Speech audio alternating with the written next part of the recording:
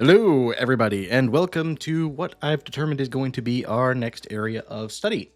Um, Honestly, this is just kind of one of those things that hit me, and I was like, you know what? I know we're in the middle of Matthew, but I really feel that I want to lead this study, and it's been a little while because I just went through a really, really rough month throughout November, uh, and things were just it was bad, but kind of coming out of the other side of it now, hopefully, God willing. And yeah, I just decided that it would be kind of prevalent and it'd be maybe a good study to go ahead and read through Ecclesiastes. So, which I can't ever spell, which is why I had it highlighted. But we're just gonna go ahead and kick it off. If you don't know, Ecclesiastes is written by Solomon, and it's essentially a lamentation how all the things that men pursue don't ultimately lead to happiness. And it's a book that is kind of a mixed bag. Some Christians really don't like it. Some people really love it. I fall into the latter category. It's actually my grandfather's favorite book of the Bible. And I've always found it one that was really poignant because just in my own life, I found it difficult to find meaning in living. So I don't know. I guess hopefully it's something I feel like will speak to people today as we kind of go through it. But yeah, we're just going to go ahead and delve in. As always, if you're watching with me live or if you're watching afterwards on YouTube, go ahead and leave comments down below as they strike you. Love to have discussion, love to kind of delve just beyond reading the scripture. I want to really try to read it with a second sight and then hopefully gain a little bit of insight as we go through this. So, the word of the teacher, son of David. Again, it's also the leader of the assembly, but we know that in this case, in the son of David, it's talking specifically about Solomon, who is king after him. Meaningless, says the teacher. Utterly meaningless. Everything is meaningless. I mean, you talk about somebody who just came in and hit it hard. This was a guy who was, he just was like, hey, listen, I really got to ring this gong, and I got to make this clear. Everything is meaningless that you're going to strive for in life. And this is one of it's something that's both directly true and true as we echo on. And I'll explain myself a little bit there. It's true that to strive for things in this life, especially just purely for yourself, will not have meaning.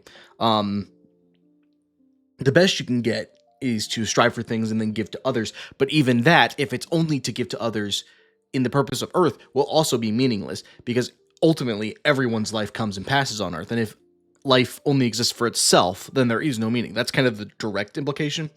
This is something that also becomes true even after salvation. Once you're trying to live for God, if your focus remains only on the self, there's still no greater purpose to it. There's still no greater meaning to it. It's not until you learn to kind of start to put the self away and make yourself low that you actually end up growing and that things start to gain a meaning, because then you're actually working for the fulfillment and betterment of everything that God has for you. That is the true calling. That is the higher meaning. If you're only ever focused on this stuff on earth, you're never going to get anything from the spirit. And the spirit is what brings everything into that higher plane of meaning. And that's what Solomon is kind of hitting up here on, in both cases, really. It's just that, yeah, if your focus is only ever on this, ultimately nothing is ever going to matter. Because you can go unilaterally forever in a horizontal direction, but it's never going to go anywhere until you learn to look at the vertical, until you learn to see God's influence and work on the world. And he goes, I mean, he hits on pretty much everything here, because you got to keep in mind too, Solomon had it all. Anything a person could want or toil for on earth or hope to be born with or hope to achieve, even through happenstance and luck, Solomon had. He had all the gold. He had a huge harem of women. He had power. He had wisdom. He had, understanding, just all of it. He had everything that a person could possibly want. And then he writes Ecclesiastes, which I find so utterly important, because that's something people have to realize, because we love to fool ourselves. We love to think, oh, if only I could get, more money. And I'm not saying that it doesn't solve some problems, but that doesn't give it meaning. we spend our lives trying to say, oh, if I can solve XYZ. But the problem is, at the end of the day, even if you solve every problem that exists, you've then just arrived at a neutral. You know what I mean? You haven't actually gone anywhere. And that's kind of what we're hitting on here. What do people gain from all their labors as they toil under the sun? Generations come and generations go, but the earth remains forever, which is technically not true. The earth eventually will come to an end, but that's not what he was talking about there. But yeah, and this is kind of just what I was talking about earlier. People, work hard all their lives, but ultimately it doesn't go anywhere. They don't ultimately gain anything. The sun rises and the sun sets and hurries back to where it rises. The winds blow to the south and turns towards the north. Round and round it goes, ever returning on its course, ultimately saying that you can strive and work for things, but the earth is going to keep spinning. We use that term, but that's still as true today as it was, Solomon wrote it first. That's still true. Ultimately, the earth doesn't care what we're doing on it, except that so far as we might break it. But aside from that, the earth will just keep doing what it's doing. The sun will keep rising and it will keep setting. The wind will keep blowing. All streams flow into the sea, yet the sea is never full. To the place the streams come from, there they return again. All things are wearisome, more than one can say. The eye never has enough of seeing, nor the ear its fill of hearing. What has been will be again, what has been done will be done again. There is nothing new under the sun. And yeah, I mean, we've kind of hit up on it here, but I'll just reiterate. I mean, Solomon is really bringing forward, there is nothing you can receive in life that will be enough. There is nothing you can toil for or strive for or achieve that is going to say, okay, now I'm full, now I've had enough, now this means that this is no longer something that it's never going to make you feel good if it's not from God. It doesn't matter, you look at the wealthiest people in the world, they're still striving to try to gain more wealth. In a huge majority of cases, the exceptions being people that realize, hey, this doesn't actually matter, this doesn't actually fulfill me, this isn't actually making me happy. And then they turn to something else, and if it's not God, then they ultimately arrive at the same conclusion again. But that's something that's just so pivotally important to understand.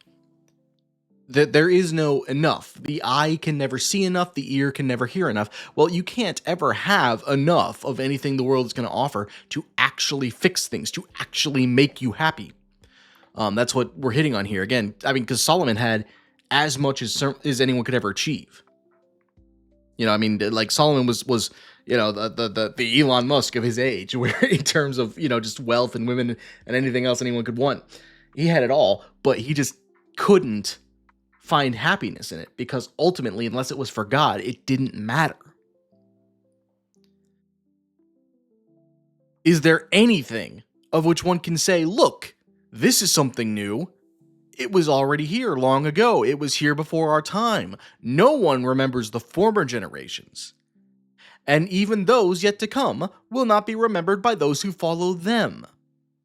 And I hit on that earlier when I was talking about the fact that life is something that ultimately can't serve only its own purpose.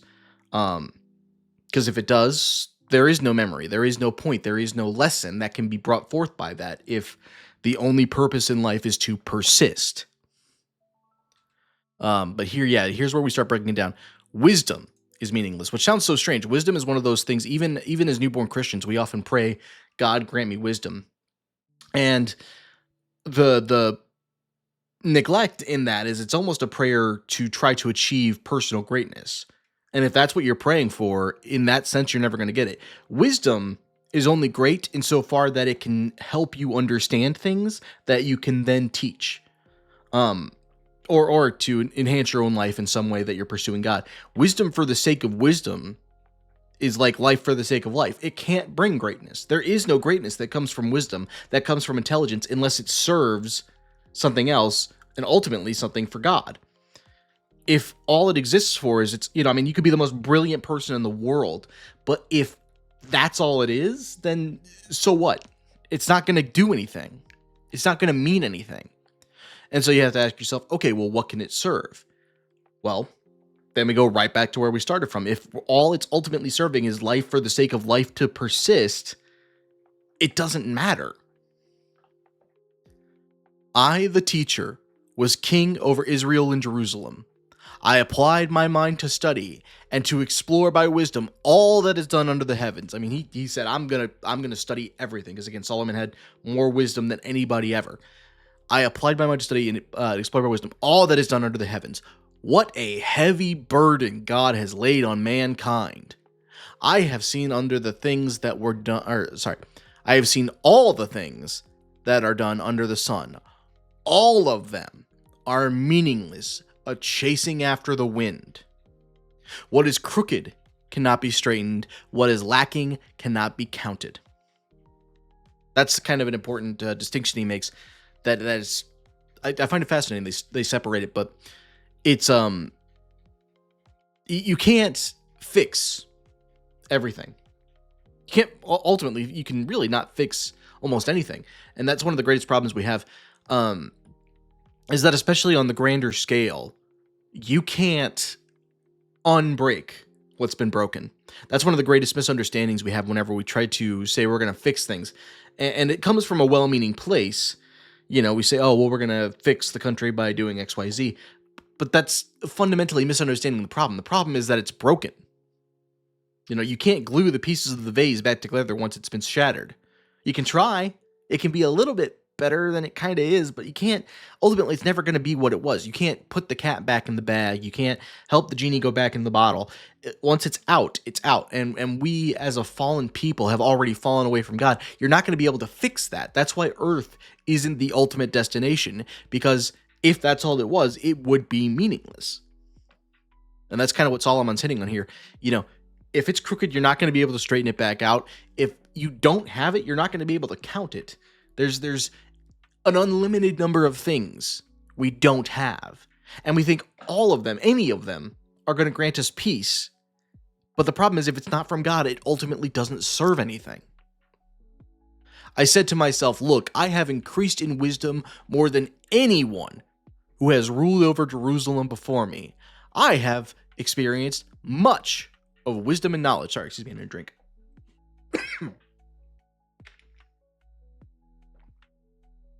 I was getting dry throat. I have experienced much of wisdom and knowledge. Then I applied myself to the understanding of wisdom, and also of madness and folly. But I learned that this too is chasing after the wind. For with much wisdom comes much sorrow. The more knowledge, the more grief. Now, it's important to understand here, he's not speaking of a heavenly wisdom. That is a different wisdom. That is a different understanding. Really, we need a different term for it. There's so many things that come from heaven that we need a different word for. And maybe in the original Hebrew and Greek that there are separate words. Let's look that up. That's an interesting question. Word for wisdom in Ecclesiastes. We're gonna do some real-time study here. Okay, so the Hebrew word for wisdom in Ecclesiastes is chokmah. I'm probably mispronouncing that horribly. Yeah, it means skill, insight, and prudence. So what we're really talking about here isn't even a wisdom. It looks like the words he's actually using is closer to discernment, which is more of a heavenly wisdom. Excuse me. So I'm eating my own words here a little bit, but that's why we do study. So, yeah, when he says here that for much wisdom comes sorrow, for the more knowledge comes grief. Whenever you try to have this increased understanding, and I spoke about this earlier, the mistake of praying for wisdom, it's not going to bring you happiness of its own accord. All that you're going to understand is understand why things are more broken. That's assuming that you get enough understanding to actually understand anything. One of my favorite philosophical quotes from Socrates is, "I know enough to know that I truly know nothing." And that's kind of what I find that anytime people want to become an expert in something is like, You might become the world's foremost expert in something, but all you're really going to know is that you don't actually know anything. That's the ultimate state of understanding anything, is that there's just too many factors for any one human mind, no matter how brilliant, to truly comprehend in every piece of it, in any field. So you can't know everything about anything. You can be more studied on something. You can know a lot about something if you're blessed with enough intelligence, time, and resources to grasp it. You can even be an expert on it compared to everyone else, but you can't truly understand it. And even when it comes to a heavenly understanding, like, this is one of the problems I have with seminary school, is they don't teach discernment and wisdom. They teach knowledge. But a discernment and a wisdom is part of the second sight. Like, that's what I would teach if I ever had the chance to teach at a seminary, which they will never give me because they don't like what I would want to teach.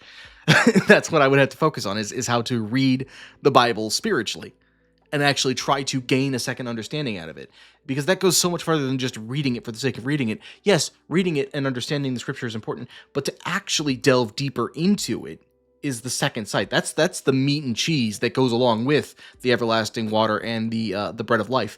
That's the courses to that meal. But if all you're gaining out of it is wisdom for yourself that you're not actually going to use or apply to anything, it doesn't matter. And all you're going to do is frustrate yourself, because you now have this knowledge that you can't pass on to anything or use for anything, and you're just going to tear your mind up. One of the examples, like, without outing anybody, because that's not at all what I ever want to do, there's somebody in my Bible study who proclaims that if he's taught something, he enjoys being proven wrong. But he and I have gone around and around and around in different debates. For example, like the salvation of the soul, the devil's dominion over earth, and we go around and around and around. But all that happens is I get not frustrated, but I get exhausted talking around in circles. And so if that was as far as that ever went, there is nothing that comes of that. Now, that's not as far as it goes. I get to luckily try my best to teach my understanding to others and to help them on their own personal journeys. It also helps me in my personal journey. So there is a purpose to it. It is something that is seeking what God desires. My sincerest hope is to be his hands and eyes and feet, as best I'm capable of being. Really beyond the best I'm capable of being, because I'm on my own, I'm not capable of it. But point being, my hope is to gain an understanding and a wisdom that will help me in what I'm doing for him. None of it's for myself. None of it's even just for the sake of being, I don't want to be referred to as a great teacher. I don't want to be seen as like, oh, this powerful. I don't want to be seen as any of that. I want my messages to resonate with people. I would much rather have a message that I preach on Sunday proclaim, through people, and for people to have no idea I'm the one that said it. That would be kind of the ultimate ideal result. Because then what's being taught is the love and the message of God. That's the point. Pleasures are meaningless. I said to myself, come now, I will test you with pleasures to find out what is good. But that also proved to be meaningless. Laughter, I said, is madness. And what does pleasure accomplish? I tried cheering myself with wine and embracing folly, my mind still guiding me with wisdom. I wanted to see what was good for people to do under the heavens during the few days of their lives. So he said, okay, well, if... Pardon me.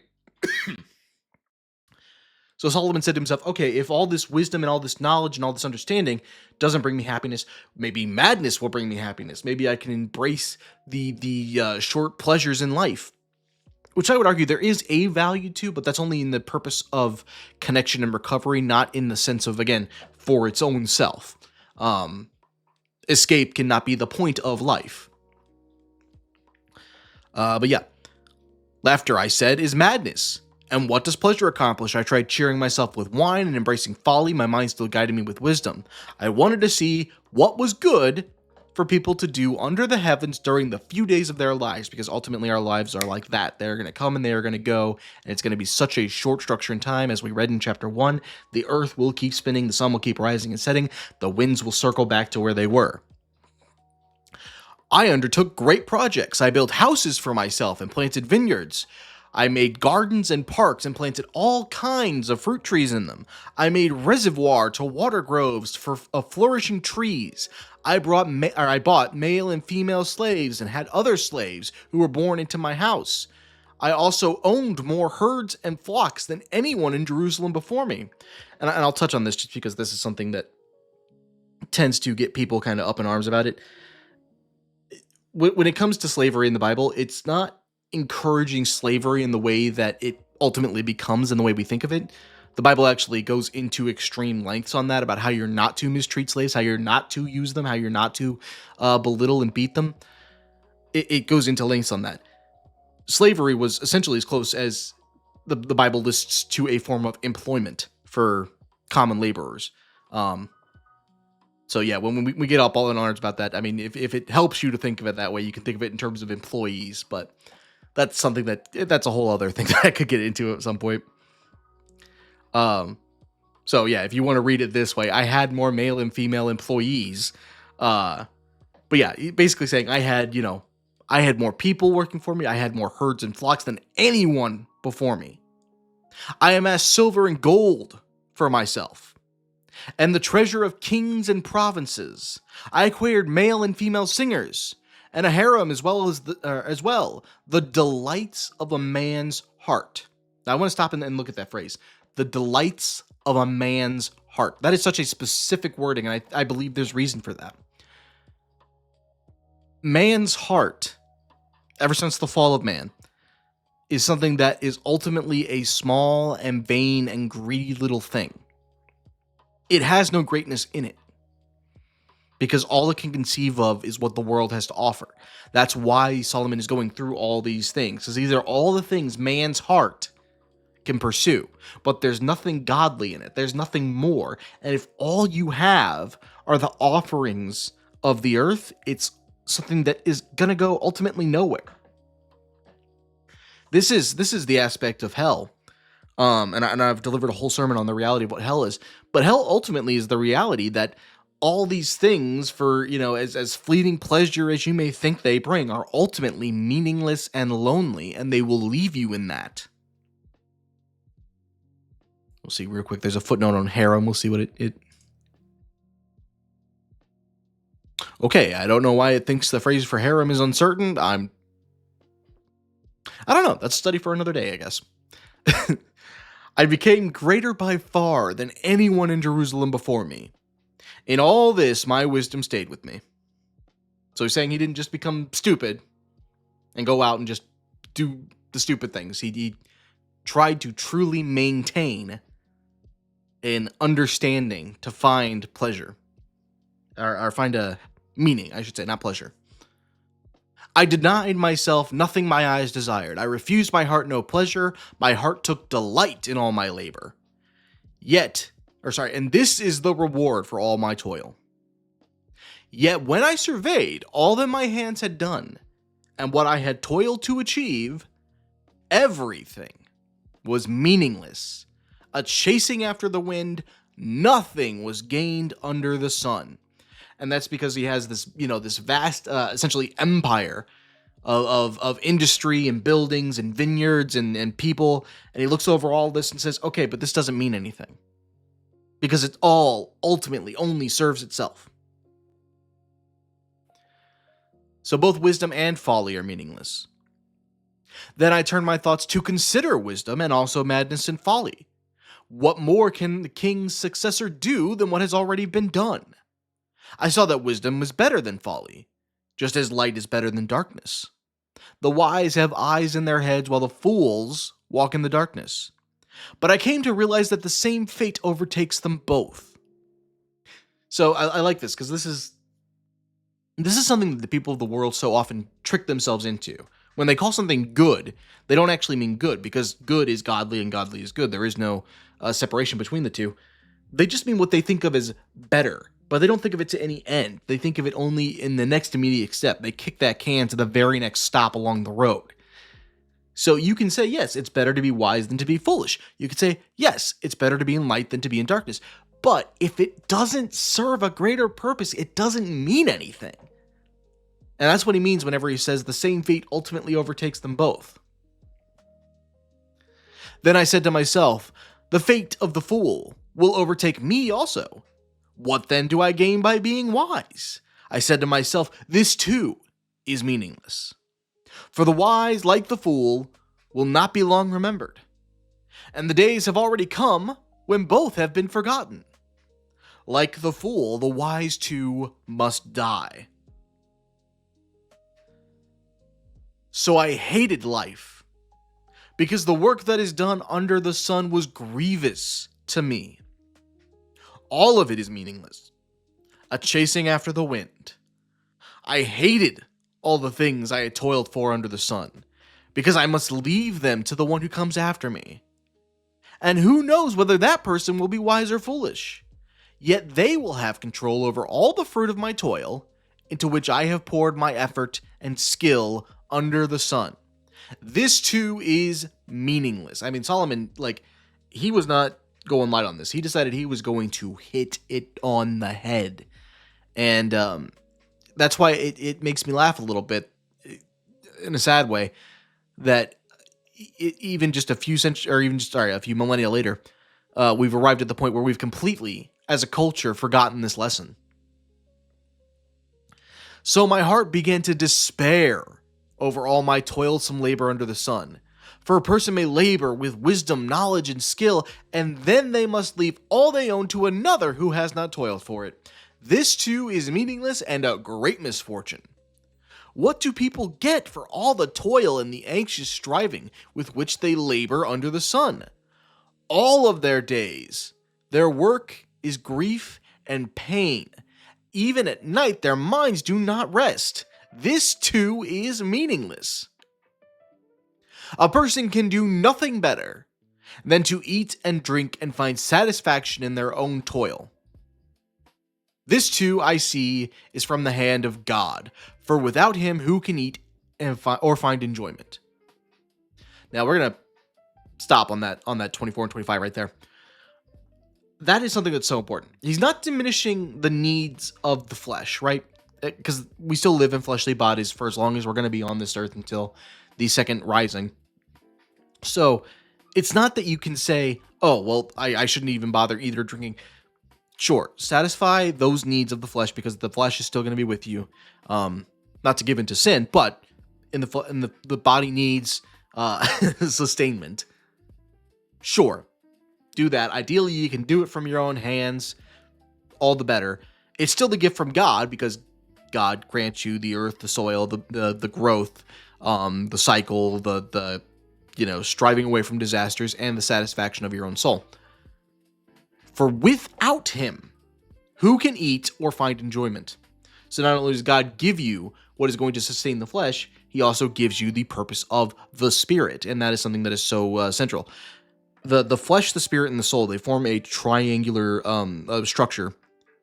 They're kind of a trinity of the man, if you will. And the flesh is the most earthly reflection and incarnation. If we did not have a soul, if we did not have the breath of God in us, we would be like an animal. We would have nothing but the most, base desires. If you want to go to the psychological aspect of it, that would be the id, the thing that chases only after its most immediate wants and needs. It would have no forethought. It would have no desire for anything greater. The spirit, which was given to man on the day of Pentecost, that is the pinnacle of life. That would be what Freud would consider to be the superego. That is, that's why we have the portrayal of the devil and the angel is, that's what that reflection is, even though that's not quite right for what Sigmund Freud would want, but it's close enough to the illustration to get the point across. The spirit is the idea that everything is going to be dedicated to God. Everything is going to be holy. We are going to live as close to Jesus as is physically possible. And those two can never be in sync. The spirit and the soul, the spirit and the flesh are never going to be perfectly in sync because they're diametrically opposed. The soul is as close to the you that has conscious dominion and thought and choice. And the soul is the part of us that can actually pick between those two. It's the one that can strive for the spirit and reject the flesh. Without the soul, which is the breath of God, that's what God gave Adam. Without that breath, we would be like animals. We would not be able to choose.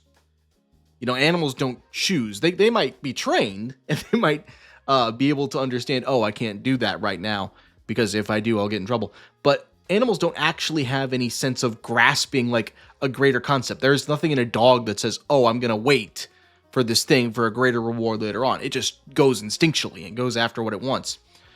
That's what we would be without the grace of God. That's what we would be without the soul. Sorry, where did we stop? 26 here? To the person who pleases him, God gives wisdom, knowledge, and happiness. But to the sinner, he gives the task of gathering and storing up wealth, to hand it over to the one who pleases God. This too is meaningless, a chasing after the wind. And that's if you're thinking about everything that God grants, again, from that earthly, from the pragmatic perspective. If that's the only way you see things, then yes, it is meaningless. If the only thing you're ever considering is, what can I get? What can be handled? What am I going to be responsible for? What am I... responsible is the wrong way to put that. If all you're thinking of it as is, what am I going to get? What am I going to manage? Then it's meaningless.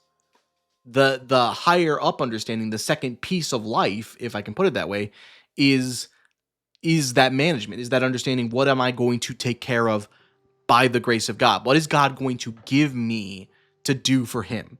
That is that second piece of meaning.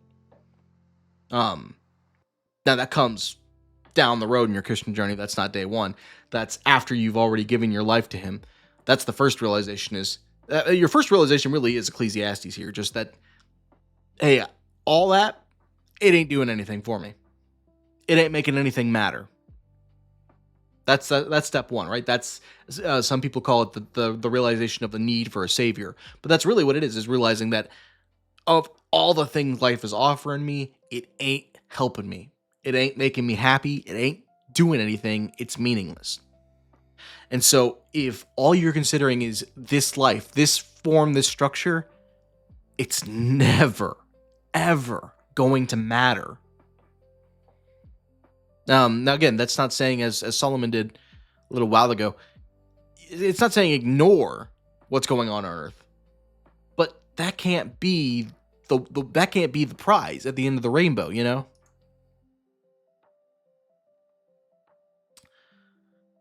This is one of the verses that's often quoted, and it's something that's, I guess we can really break this apart, but ultimately he's making his point. There's a lot of polarity here that he's really just striking.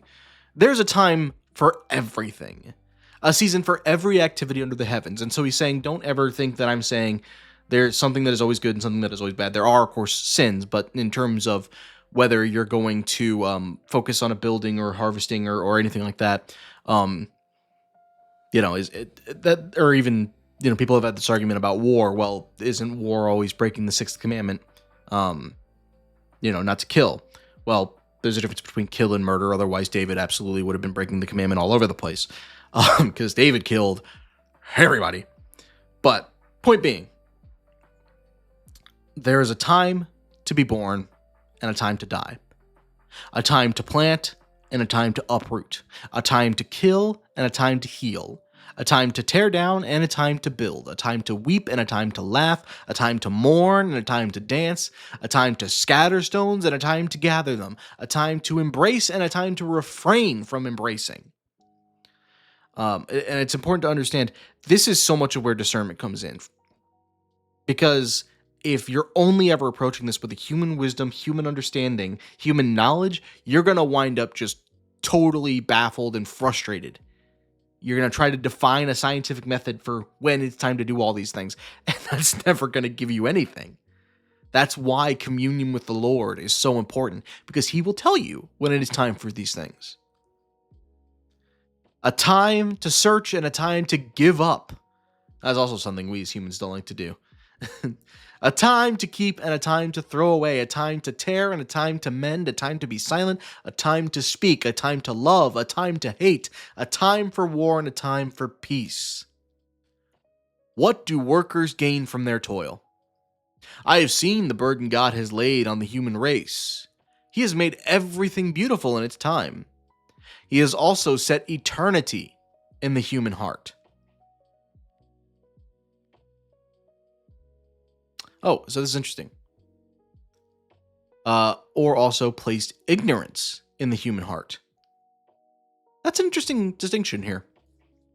Let's actually study that for a second. He has set eternity in the human heart, yet no one can fathom what God has done from beginning to end, or he has set ignorance in the human heart. Huh. That's kind of fascinating. I would argue almost that other translation would be more consistent. That's kind of an interesting one. I may have to add that to my list of things to study, because that's kind of fascinating that they have those differentiations between the two. I don't know enough of the original Hebrew or this particular book to state, but that's kind of fascinating. Huh. I don't have an answer for that one for you guys right now. But I know nothing. I know that there is nothing. I know that there is nothing better for people than to be happy and to do good while they live, that each of them may eat and drink and find satisfaction in all their toil. This is the gift of God. So that's as good as it gets. That you can buy your own labor, eat and drink, and find some form of happiness and accept it as a gift from God. That's as good as it's going to get if you're focusing on earth. That leaves a lot open to do. I know that everything God does will endure forever. Nothing can be added to it, and nothing can be taken from it. God does it so that people will fear him. And it's important to kind of, because this is something that's been lost over time. When it says that God, or that people will fear God, it doesn't mean fear in the way that you fear like an angry, abusive parent. It means that you will fear being away from him. That you will fear not having his blessing on you. Whatever is has already been, and what will be has been before, and God will call on the past to account. Or God calls back the past to account. Again, this is just going back over where he was in chapter 1. Everything keeps spinning. We're all just in this giant cycle. And I saw something else under the sun. In the place of judgment, wickedness was there. In the place of justice, wickedness was there. It's interesting. I read this, and when I read this, my mind is reading it to say that not that where judgment is, wickedness is there, and that where justice is, wickedness is there, but rather instead of. So I guess my discernment in my reading would be to read it as instead of judgment, there was wickedness. Instead of justice, there was wickedness, because we're talking about on earth, under the sun, on man's earth. I said to myself, God will bring into judgment both the righteous and the wicked, for there will be a time for every activity and a time to judge every deed. I also said to myself, as for humans, God tests them so that they may see they are like the animals. We just talked about that earlier. Surely the fate of human beings is like that of the animals. The same fate awaits them both. As one dies, so dies the other. All have the same breath or spirit. Actually, that's interesting.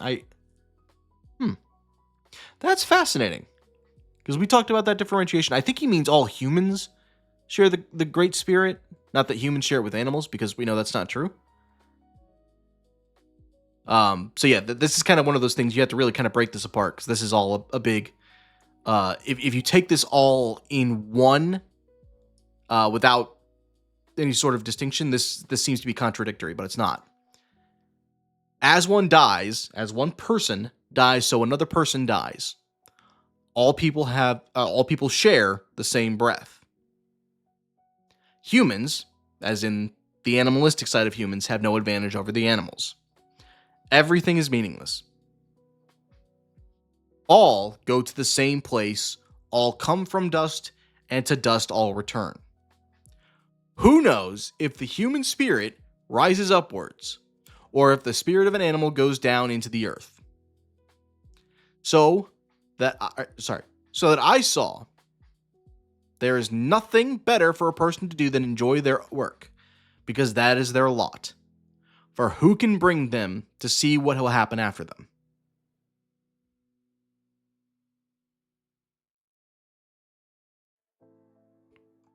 Sorry, double checking how many books are in Ecclesiastes here. Total of 12. Okay, so we'll keep going a little bit. Opposition, toil, and friendlessness. Again, I looked at all the opposition that was taking place under the sun. I saw the tears of the oppressed, and they have no comforter. Power was on the side of their oppressors, and they have no comforter. And I declared that the dead, who had already died, are happier than the living, who were still alive. But better than both is the one who has never been born, who has never seen the evil that is done under the sun. So you can see Solomon was really in a cheery, happy mindset when he wrote this. He was in a very light and airy mood. And this is one of the issues I take when churches try to be too... Not that preaching a message of love is ever a bad thing, but to only focus on that, I think, is to neglect so much of what the Bible teaches. And I saw that all the toil and all achievement spring from one person's envy of another. This too is meaningless, a chasing of the wind. Fools fold their hands and ruin themselves. Better one handful with tranquility than two handfuls with toil and chasing after the wind. Again, I saw something meaningless under the sun. There was a man all alone. He had neither son nor brother. There was no end to his toil. Yet his eyes were not content with his wealth. For who am I toiling? He asked. And why am I depriving myself of enjoyment? This too is meaningless, a miserable business. Two are better than one, because if they have a good return for their labor, if either of them falls down, one can help the other up. But pity anyone who falls and has no one to help them up. Also, if two lie down together, they will keep warm. But how can one keep warm alone? Though one may be overpowered, two can defend themselves. A cord of 3 strands is not quickly broken. And this goes into just the idea, this really echoes kind of what is spoken about early on when God created Adam and said it was not good for man to be alone. There are so many reasons we can go into that, but ultimately Solomon is just striking upon that here too. It's not good to be alone. There are so many reasons, but here he's kind of laying it out from a more practical sense, but it does apply also just in a spiritual sense in terms of not only can you struggle in your journey alone, even spiritually, but it's also way easier to be misled and not realize it. Now, ideally, you have enough discernment that whenever you look back, you have enough realization to catch that. But it is so impossibly valuable, especially for teachers, to have that group of people that you can trust. That if you're going off into the weeds, they'll tell you, "Hey, I think you're mistaken there." That's the value of study groups. That's the value of always referring back to your Bible. The Bible is like your compass. You may have to go back to it time and time again to make sure you're not totally off in the weeds.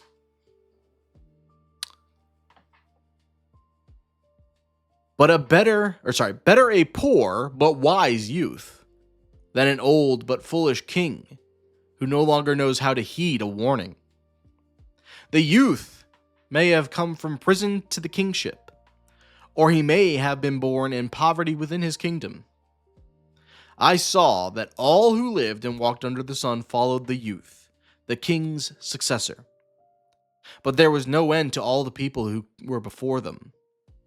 But to those who came later were not pleased with the successor. This too is meaningless, a chasing after the wind. I think we'll go ahead and call that there for today. We'll probably pick up with this again another few days or so as soon as I kind of find time to break down the rest of it. But yeah, Ecclesiastes is a fascinating reading. Kind of a lot to break through. There were even a few things that gave me quite a bit of pause for thought. So you see that even as amazing and wise and humble as I am, obviously I'm totally joking. Uh, but yeah, I've obviously read through the word quite a few times. I've done a lot of study on it, and even still, there's times when you stop and you break apart. Go, that's interesting. That's different. We have to kind of stop and break that apart there because that's weird the way that's phrased, or that's a little interesting that on its face it would seem not to gel until you actually try to break it down with discernment and understanding. But as I say, that's all for this time. So if you have thoughts, please let me know. Hope you guys enjoyed it. Hope you got something out of it, and I will see you all next time.